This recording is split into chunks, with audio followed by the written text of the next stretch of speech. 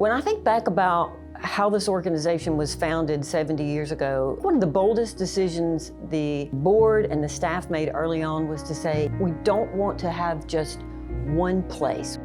We want to do more. It struggled. It struggled. One of the great founders was Leah Rose Worthen. She and some other folks started and drove the bus, literally, when we had a bus. I would describe the evolution from being a fairly staid organization to one that is very innovative and on the cutting edge of services for older adults. It many times has been almost a national model for how we care and support for people as they age. Senior Citizens Inc. at the time had their own orchestra. On Wednesday afternoons for a tea dance, there would be several hundred older adults who would dance every Wednesday afternoon. They had a dance to the Tennessee Waltz. I think it was one of the most beautiful things that I had ever seen. I will never forget just seeing that in my memory. When it was Senior Citizens Inc., it made sense, everybody knew, oh, senior citizens, but then it sort of started having a negative connotation. And so we went through a process of renaming it, and FiftyForward just stood out as the winner.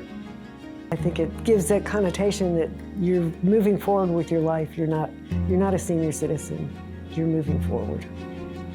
We've just been blessed with good folks. We've attracted good folks, and we've treated them well. That's why I'm still here.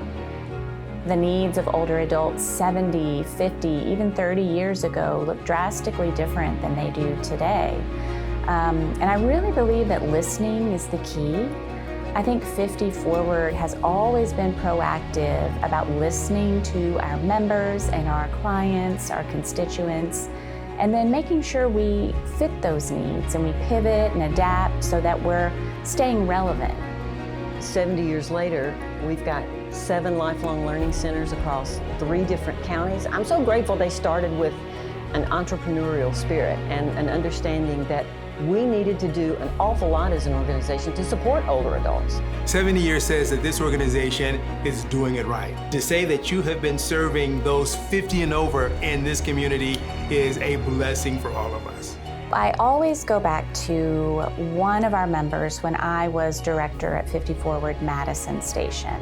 We had a new lady start at the request of her daughter. Her husband had just passed away. She seemed depressed, didn't really speak with anybody, kept her eyes downcast. She was someone we were really concerned about. But within a month, she was thriving. The van riders had formed their own little group.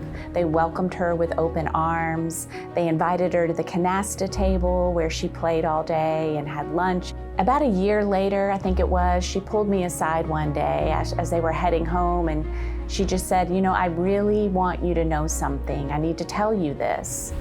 I had planned on taking my life before I found this place. She told me that FiftyForward had saved her life, that her relationships with her friends at the center had saved her life. I would like to think that if the founders saw us today, they would give us a giant thumbs up and say, you're doing exactly what we envisioned 70 years ago.